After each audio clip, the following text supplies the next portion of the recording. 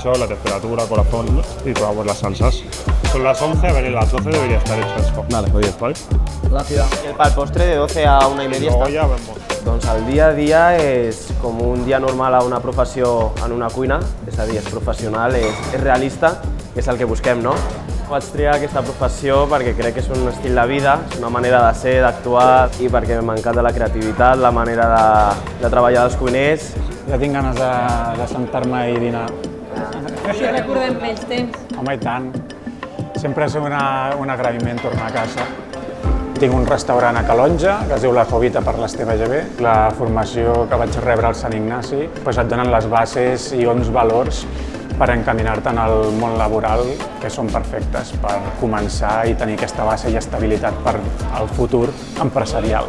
La relació amb el món professional al Sant Ignasi és molt estreta i ho fem a través de diferents col·laboracions amb professionals i de participació activa en diferents esdeveniments.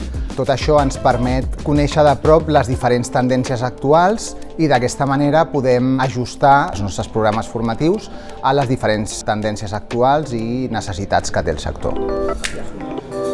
Vale, què tenim aquí?